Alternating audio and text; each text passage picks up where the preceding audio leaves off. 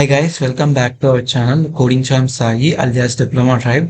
ఈ వీడియోలో వచ్చేసి మనం బ్యాక్లాగ్స్ ఉంటే ఈ సెట్ కౌన్సిలింగ్ కి ఎలిజిబుల్ అవుతామా కాదా అండ్ అలాగే ఇన్స్టాంట్ సప్లీ అంటే ఏంటి బిఫోర్ గోయింగ్ టు వీడియో.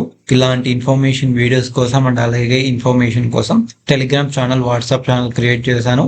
ఆ లింక్స్ వచ్చేసి ఈ వీడియో డిస్క్రిప్షన్ లో ఉంటాయి. వెళ్ళైతే జాయిన్ అయిపోండి, మీకు యూస్ఫుల్ అవుతాయి.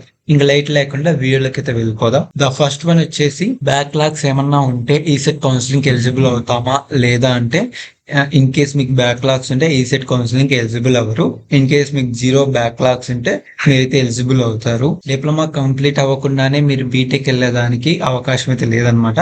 మీ బ్యాక్లాగ్స్ జీరో ఉంటేనే మీరు ఈ సెట్ కౌన్సిలింగ్ ఎలిజిబుల్ అయ్యి ఆప్షన్స్ పెట్టుకుంటే మీకు ఒక కాలేజ్ అలాట్ అవుతుంది.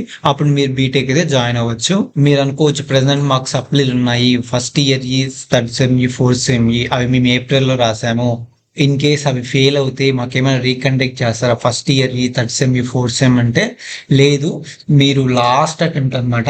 బిఫోర్ ఈ సెట్ కి మీకు ఇది లాస్ట్ అటెంప్ట్ అనమాట. లాస్ట్ అటెంప్ట్ మీరు విత్ ఇన్ ద డిప్లొమాలో కంప్లీట్ చేసుకోవాల్సిన లాస్ట్ అటెంప్ట్ ఇది. ఎవరైతే మార్చి ఏప్రిల్లో బ్యాక్లాగ్స్ కానీ సెమ్ ఎగ్జామ్స్ రాసింటారో వాళ్ళు ఇప్పుడు వచ్చే రిజల్ట్స్ లో అన్ని క్లియర్ అయితే వాళ్ళైతే ఖచ్చితంగా ఈ సెట్ కౌన్సిలింగ్ కి ఎలిజిబుల్ అవుతారు. ఆఫ్టర్ రిజల్ట్స్ వచ్చిన తర్వాత మార్చి ఏప్రిల్ ఎగ్జామినేషన్స్ వి ఎవరైతే first year third sem fourth sem fail అయ్యింటారో వాళ్ళకి వచ్చేసి ఈ సెట్ కౌన్సిలింగ్ కి ఎలిజిబుల్ ఉండరు అనమాట. వాళ్ళైతే 6 months వెయిట్ చేయాలి. మళ్ళీ వాళ్ళకి వెంటనే 1 month తర్వాత ఏం ఎగ్జామ్స్ పెట్టరు. మీరు 1 year అయితే వేస్ట్ అవుతుంది మీకు.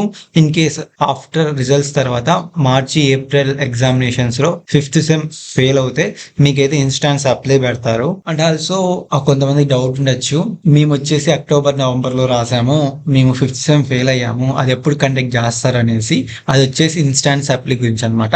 ఇన్స్టాంట్ సప్లీ అంటే అక్టోబర్ నవంబర్ లో రాసింటారు కదా 5th సెమ్ ఎగ్జామ్స్, వాళ్ళు కొంతమంది ఫెయిల్ అయింటారు. అండ్ అలాగే ఆఫ్టర్ మార్చి ఏప్రిల్ 2026 రిజల్ట్స్ తర్వాత ఎవరైతే 5th సెమ్ ఫెయిల్ అయింటారో వాళ్ళకి, అండ్ అలాగే అక్టోబర్ నవంబర్ ఎగ్జామ్ రాసింటారు కదా వాళ్ళు 5th సెమ్ ఫెయిల్ అయింటారో వాళ్ళిద్దరు కలిపి ఇన్స్టాంట్ సప్లీ ఎగ్జామ్ అయితే పెడతారు.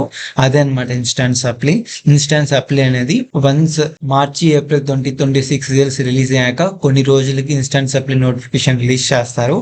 అప్పుడు మీరు ఫీజు పే చేసుకొని ఎగ్జామ్ అయితే రాయాలి. బట్ దీనివల్ల డిసడ్వాంటేజ్ ఏంటంటే ఫస్ట్ కౌన్సిలింగ్ అయితే మిస్ అవుతుంది అనమాట.